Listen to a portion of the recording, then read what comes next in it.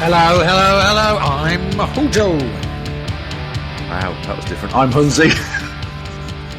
Don't know what that. Welcome to this, the 32nd episode of HoJo and Hunnsy's Hard Rock House, the safe space for old rock gumbies just like us, where we're going to go into the war chest of war stories to bring you not one, not two, but three tales of rock and roll idiocy, as promised last episode. I just fancied doing something different, Huntsy. It put you off your stroke, didn't it? It completely threw me. Don't ever do that again. You see, you've got to keep people on their toes. You've had too much coffee this morning, clearly. Or not enough. So how are you? I'm not bad. Another week, another conversation about rock music. Excellent. Yeah, last week's was really funny. I've got no chance of getting any tickets for that Black Sabbath show now. No, you fucked it. I can beg and plead for forgiveness. My first gig was £1.25. I know what my first gig was, but I can't remember how much I paid for it. I reckon it would have been £3, £3.20, something like that. I've kept a lot of my old tickets, as most people do our age, and I've got maiden tickets from like 1982, 83, £3.50. Well, I wonder what £3.50 is in today's money. I still don't think it'll be the cost of a ticket to see Iron Maiden, will it?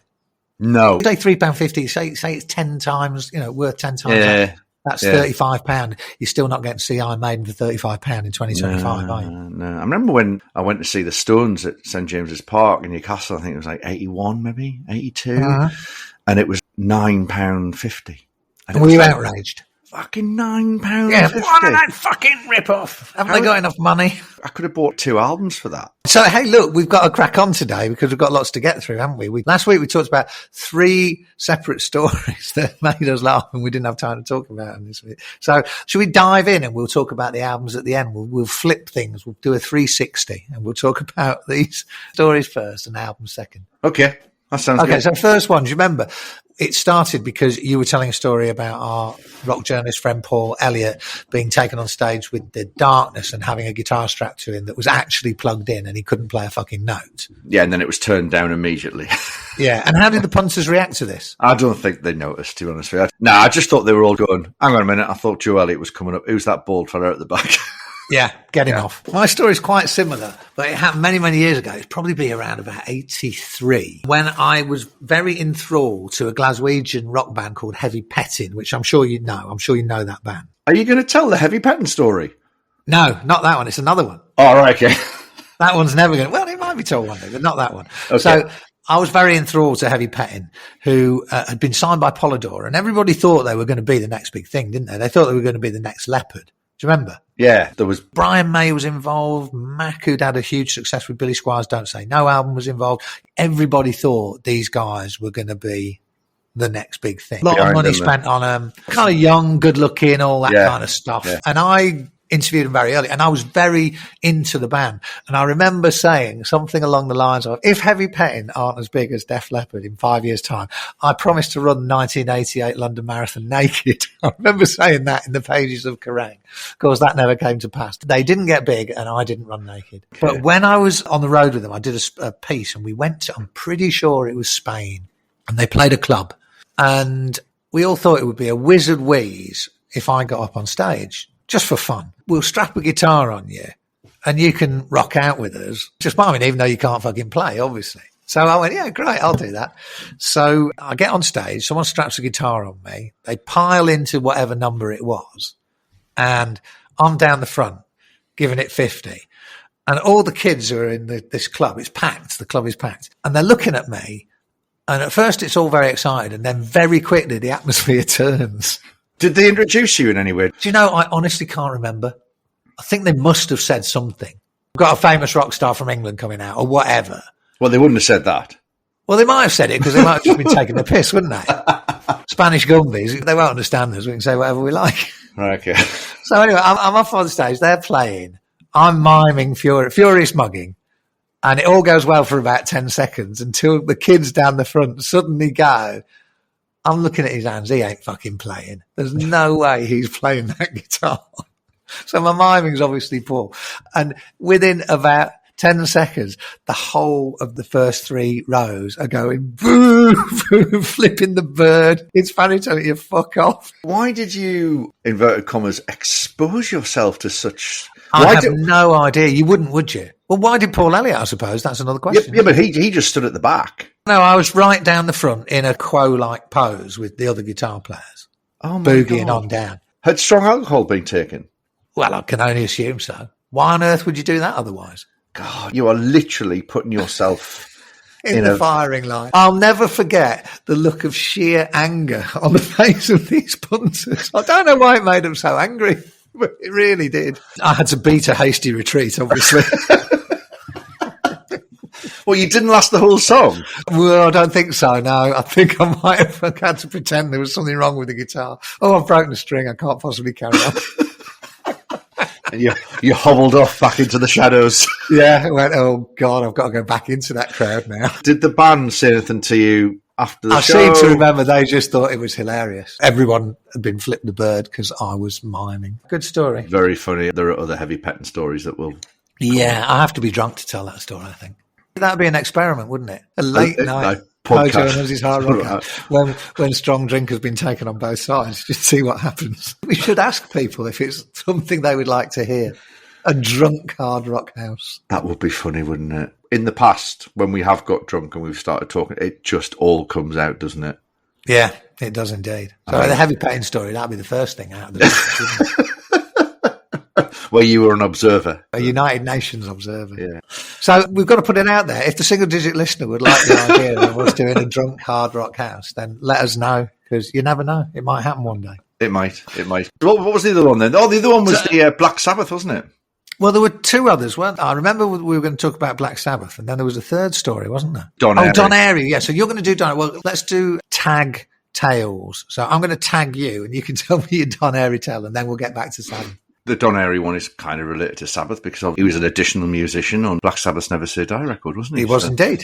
So, for those of you who don't know, Don Airey is from my neck of the woods. He was born in Sunderland, was he? Yeah? Have a look on his wiki page. Don Airey, born 21st of June, 1948, Sunderland. There you go. So, he was born in my hometown. And like everybody who is born in Sunderland, you follow Sunderland Football Club. He does. As do I. This probably would have been around about the early 2000s. Yeah, and you were watching Sunderland a lot more than you do now, yeah. You were going to see them play. I remember it was a Tuesday night in February. I was living in London at the time, and Sunderland were playing an away fixture against Watford. So it was easy for me and a load of my mates who also were living in London to do an away game, stupidly. Instead of just like finishing work at 5 o'clock or 6 o'clock and just getting the train up, 20-minute train journey, we all basically decided to take the entire afternoon off work and go and get absolutely pissed. So we met up somewhere near Euston Station in London about 2 o'clock, started drinking, got on the train up to Watford. Spirits were high. Got to Watford, got off the train, went for another couple of beers, and then, it's like 20 minutes to kick off, so we'll wander to the ground. Loads of people trying to get into the ground. We're all absolutely battered. And just beside one of the entrance gates, there was like a hot dog stand. And I was thinking, I should get some food. I really need to calm down. Right? I was thinking, I'm too pissed. I need to get some food. So I wandered over to the hot dog stand. I say wandered. I sort of probably staggered quite a few people in the hot dog stand. But there's a guy at the end of the queue, clearly with his son. And I threw my hazy 10 pints or however many I'd had. And I looked and I went, fucking hell, that's Don Airey. That is Don Airey. He's played on every great rock record in the 80s.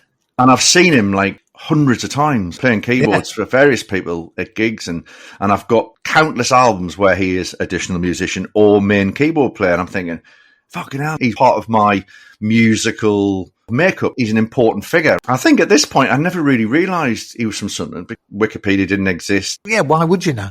Why would I know that Don Airey was a Sunderland fan? So I'm thinking, it's Don Airey. And I say, nah, it can't be.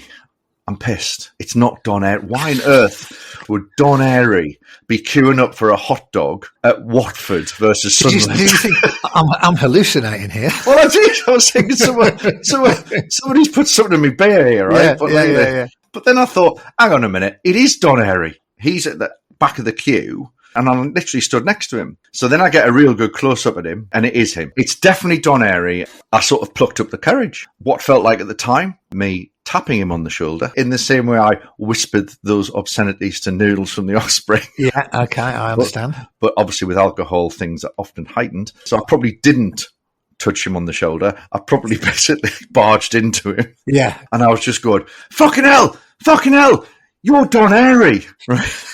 And he turned round and just went, who the fuck are you? Fuck off. It's a great response.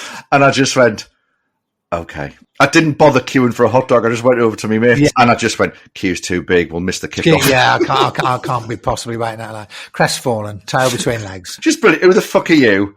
Fuck up. Before I could say, I'm a fan, because I was going to say, oh man, I've seen you loads of times. Before I could even get the first word of that sentence out, you just went, fuck off. Brilliant. Well done, Don. He doesn't look like a fuck off kind of guy. He doesn't. He looks mild-mannered, doesn't he? Exactly. If you draw up a list of rock stars, who's going to tell you to fuck off? Yeah, you'd go Axl Rose #1. Straight away tell you to fuck off. Ian Asprey, he'll tell you to fuck off. Fuck off, yeah. But Don Airey wouldn't even be in the top 100. You'd have thought he'd say, oh, it's ever so nice to meet you. What are you doing here? But no. Who the fuck are you? Fuck off. Ah, right. Brilliant. He's gone right up in my estimation then. Well done, Don. Great story. So, Sabbath. The baton is passed back to me. It is. Tell us your Sabbath story. Sabbath's Headless Cross album. What year was it? 89? What do you think? Dunno, not one for the purists, so is it? Well, it was the one where they had Tony Martin singing, wasn't it? Yeah. It wasn't their optimum period, was it? Headless Cross, well, I know when it was. It was the 17th of April, 1989. Because it was Sabbath, Kerrang still decided they were going to do a cover story. Sabbath were in a bit of a career trough, I suppose. Cozy Powell was in the band. It was all very weird, wasn't it? Ozzy was long since gone. Ronnie wasn't there. Was Don Airey on keyboards? No, Jeff Nichols was on keyboards. Oh, okay. I'm amazed that Don Airey wasn't. Yeah, it was Tony Iommi, Cozy Powell, Tony Martin, Jeff Nichols, and a guy called Lawrence Cottle on bass. Anyway, I remember they'd signed to IRS, so they had a new deal, and IRS were trying to pump them as, yeah, they're back, it's amazing, it's going to be brilliant. So anyway, I got asked if I would do the cover story. Obviously, I said yes. And the idea was that they were going to film a video, I think, for the track Headless Cross, and it was going to be done at Battle Abbey in Hastings on the south coast of England. So when they say, would you like to go to Battle Abbey in Hastings and interview Black Sabbath at midnight in the Abbey, I'm going, yes, I do. Of course, it had to be at midnight. Had to be at midnight, yeah. So that was the idea. So I'll go up there and for whatever reason, they go, oh yeah, go at like 5 o'clock or whatever it was. And I'm thinking, 5 o'clock, that's a long time to wait for midnight. Anyway, you do what you're told. So I go there. It's back in the day when videos were a big part of the promotion for records. So there's quite a lot of money's clearly been spent on this. So there are lots of people running around with clipboards, lots of people with cameras, various extras, lots of food trucks, technical trucks. So it's busy. So I turn up and I introduce myself to whoever my contact is, the press officer or whatever. And they're going, oh yeah, it's running a bit behind, because all these things always did, didn't they? Everything like that was always running late and people were getting a bit stressy. And so right now, obviously, we can't really do anything. Now, anyway, it's supposed to be at midnight, your interview. Don't worry about that. But go and grab yourself some food from the food truck. It'll all be fine. Okay, no problem. So I go over to the food truck and I'm standing in the queue. And then I turn around and a man has come up to stand behind me. It's another food queue related story, isn't it? Yes, it is. It's a double food queue episode today. That's good. So the bloke behind me, it's Tony Iommi. Oh, hello, Tony. I'm Howard. I'm from Kerrang Limited. Oh, Lord, mate, how are you? Had you never met Sabbath before? No, I don't think I'd met Tony before then. I've met him a couple of times afterwards and spoken to him numerous occasions for interviews. And he's a lovely man, a lovely, unassuming man. It's always so funny when people talk about Sabbath in America in the 70s, when everyone goes, they're all devil-worshipping baby eaters and all that. If you ever meet them, they're just the nicest bunch of old brummy blokes you've ever met in your life. Lovely. So I'm chatting away. I live in Birmingham. Oh, do you? Where do you live, mate? Oh, yeah, right. Yeah, very nice. Yeah, great. I'm living in, all that kind of chit-chat. And then I get served and he gets served at the same time. They give me some shepherd's pie or whatever it is that they're providing. And Tony gets whatever he gets. And then they go, do you want some dessert? And I went, well, yeah, I think I did. And Tony leans over to me, very conspiratorial, and he goes, you should try the apricot crumble.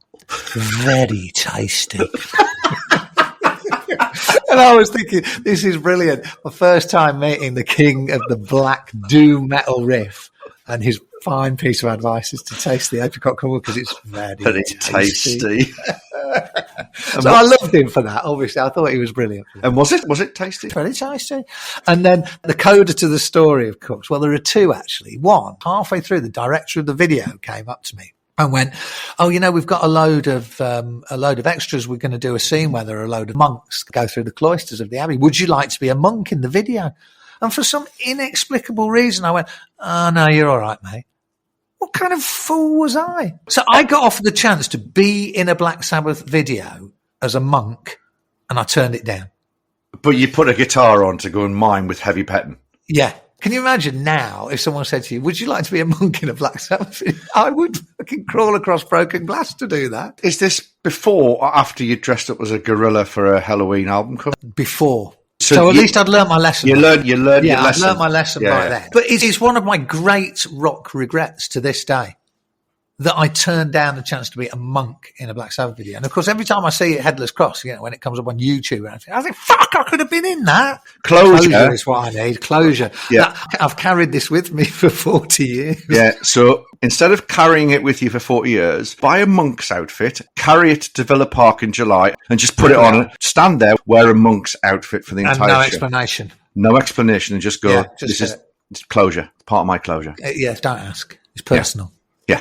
So the little coda to the story, though, Hunnsy, just to finish it off brilliantly, was, of course, by the time the video's wrapped up, it's about 9:00, and I'm supposed to be doing my interview with Cozy and Tony in spooky old Battle Abbey at midnight.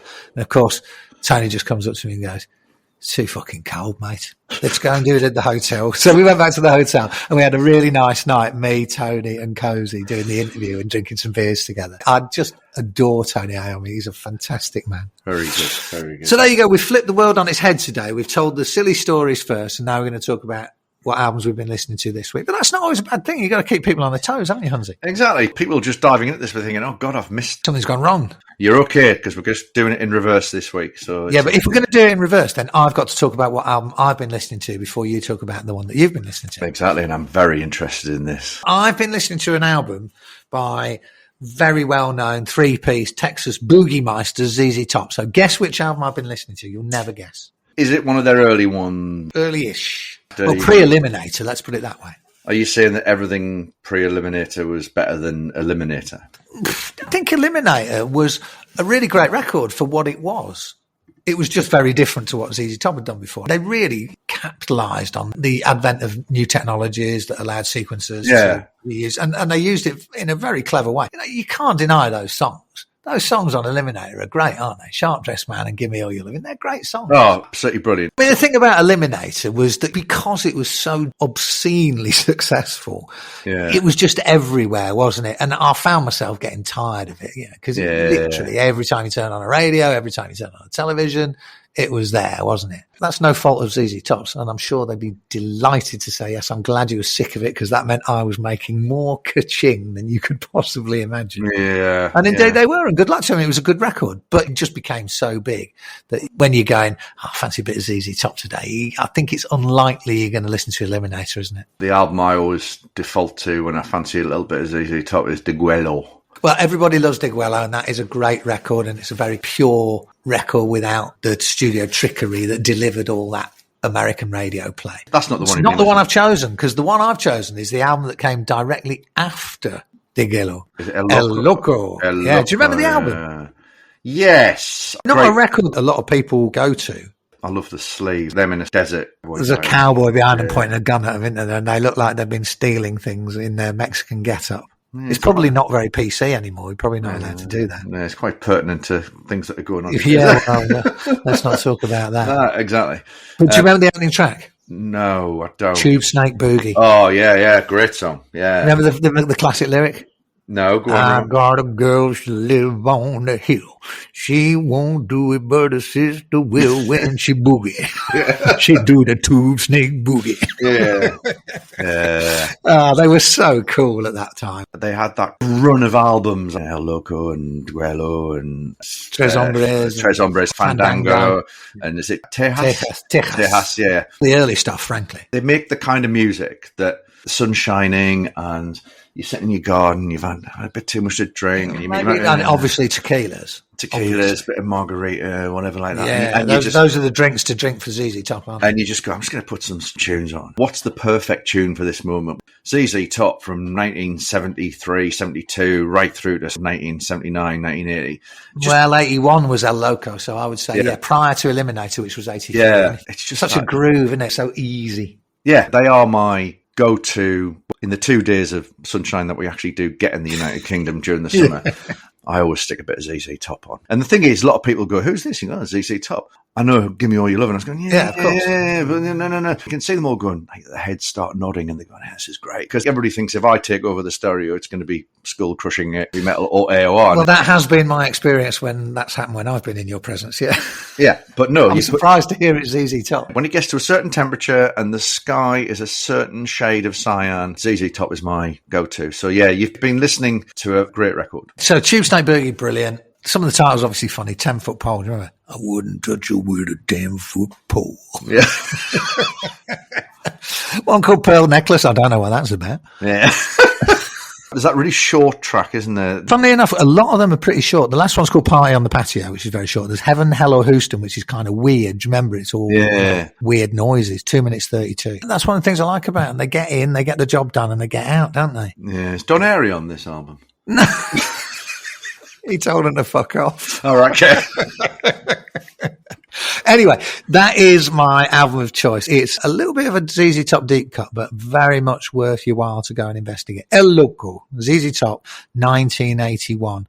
Go and check it out. 10 tracks of sublime boogie rock. Good choice. Okay, mate, so we're going to move swiftly along to Hunnsy's choice of the week. So it's in reverse order. Just quickly, this reminds me, we've done it in reverse order. You must have heard that brilliant story about Marillion. No. Marillion, funny people. They were recording an album and it would have been, I guess, in the 80s. It was after Fish had departed. Yeah. So it would have been late 80s, I think, or maybe even early 90s. And it was in the days when there was money in the world of rock, not like today.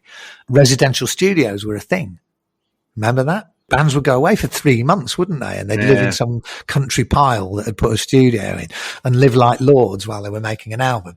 And so Marillion were making this record, and the only downside of this thing is you go a bit stir crazy because you're removed from the real world. You're in the middle of the countryside. There's nothing to do except be there and make music. Because you even stayed on site for meals. It was all like on-site cooking. They bring in chefs and provide all these fantastic meals and all the rest of it. So they said, in the end, they were getting a little bored. So they think, how are we going to relieve the boredom? And then they had this idea that one night they were going to come down for dinner, but they were going to do it all in reverse order. So they started off with a brandy and a cigar. Then they ate some cheese. Then they ate the dessert. Then they ate the main course like a roast dinner. So they went the whole thing in reverse order, which I thought was hilarious. And I think we should do that one day. Sounds like a brilliant idea. I'd love to do that. Can you imagine starting off with a cigar and a cognac and ending up with a prawn cocktail? Marillion were funny, weren't they? Right, let's move on from Marillion. What were you listening to this week, old Bing? It's an album that didn't go down very well at the time, and speak to some people and they still go, oh, no, I don't know. But then if you speak to other people, they go, it's a classic. I've been listening to the 1982 album and the 7th studio album by Aerosmith, Rockin' a Hard Place. Mm-hmm. Obviously, you know that record, do you? Of course I do. I wouldn't say it was one of the first Aerosmith albums I got into, because my brother had a few of their records, Toys in the Attic and Rocks and all that sort of stuff, and I kind of knew about it. Rockin' a Hard Place was the first Aerosmith album that I took ownership of. That was the one where I went, I'm now into Aerosmith. Everybody knows that Tyler was probably at his peak of drug abuse. The band were on a crash course of destruction. Perry had left, and then Brad Whitford left, and they got Jimmy Crespo in and Rick Dufay. And whether it was because Joe had left and everybody went, no Joe, no Aerosmith. Yeah. Well, I'm not even entertaining this record because Joe Perry's not on it. Let's just say it didn't go down very well, did it? It didn't go down very well, and I'm assuming that you're with me, that I think that was bullshit. Absolute bullshit. It's a fucking brilliant record. It's a really, really, really good record. Well, as we always say with Aerosmith, the only cry that comes out whenever anyone mentions Aerosmith to me is, get back on the drugs! Yeah. The reason why I was listening to it this week was because I saw that despite Aerosmith's announcing their end, Tyler hasn't wasted much time in it. He was back on stage when he... Yes, he was. Yeah, I saw that and I went, oh, I'm going to go back and listen to that. Rockin' a Hard Place, Lightning. Yeah, do you remember the video? Yes, vaguely. They're all dressed as 50s rockers like with slick back hair. Yes. And they're attacking people down dark alleys and holding baseball bats and all that. Yeah, it was very... All those boys are ready to rumble. It's a great riff as well. Yeah, and then there's some great songs on there. Great version of Cry Me a River, which is just fucking brilliant, isn't it? It's amazing. That album was dismissed on a notion rather than on the music. Joe Perry's not in, so it can't be any good. And it was great. It was a fantastic record. Yeah. What else is on there? Remind me. The title track, Rockin' a Hard Place, open brackets, Cheshire Cat, close brackets. Yes, I love a bracket in rock. Bitches Brew is a great song. Bolivian Ragamuffin. Yeah. Jailbait's the opening track. Joni's Butterflies are great. Are we allowed to talk about that? Maybe the lyrics, Jailbait? Possibly not. Possibly not, no. Yeah. Move swiftly along. It's a really good record. Crespo was very much involved in the songwriting. He wrote almost every song with Tyler. He did. Who sang Cry Me a River originally? Julie London. Julie London. Fantastic song. When Aerosmith did covers. Yeah, they were always really good, weren't they? Really interesting covers. So yeah, it's a really good record. Jack Douglas was at the helm in terms of the production, but also so was Tony Bon Jovi. Uncle of John. I think he's the uncle, isn't he? Cousin, isn't he? Is he cousin? Oh no, cousin. You're right. Cousin of musician John Bon Jovi. This was kind of like the last album that you'd go, yeah, they were off their face, and it was really good. Fantastic. There's much to recommend about the clean Aerosmith, isn't there? But frankly, it doesn't hold a candle to the drug era. No. And a kind of a different band, isn't it? Yeah. All shiny and MTV-y and Desmond Child-y. Yeah. Still did some great stuff. Yeah, absolutely. But for me, that don't give a fuckery of the drug years when it was much more 5 guys in a room cranking it out, not really thinking too much about what got on the radio. It worked for them up to that point, and then, of course, things changed. Everything became more formatted, and they had to move with the times, I guess. But when I reach for Aerosmith records, it's not a permanent vacation. No, or get a grip. No, very much not. And you could go on, couldn't you? But yeah, Rockin' a Hard Place, I'm with you. I think it's a fantastic record. And if anybody's dismissed it on the strength of reviews at the time or hearsay, trust your own ears. Because it's up there. There's loads of stories about how Tyler took months to write any lyric. They kicked him out of the studio for a while to try and get him clean, and he could barely function. But what an ending to come back and make a record. If that is the sign of an album that was a struggle to make. Struggle away. That's what I say. If that's the end result, struggle away. A lot of people going, you can tell Joe's not on it. Well, bollocks. Crespo's brilliant on it. Great record. Love it. I'm with you. Much maligned, but should be gloriously celebrated. And Don Airey plays piano. No, he doesn't. He told them to fuck off and all. Yeah. Well, there you go. We've done an issue front to back or back to front, haven't we? Yeah. An issue, an episode. It's good. It's good. Yeah, I like it. I've enjoyed that. It's been fun. Let's discuss when we're going to do a pod when we're pissed. The pissed pod. Yeah, well, we've got to wait and see whether the single-digit listeners are enthralled by this idea. We get a drinking game. Every time we mention Don Airey, we have to take a shot. Okay, that sounds reasonable. Okay. Well, all right, mister. I'll see you next week. Catch you next week. See you later. Bye-bye.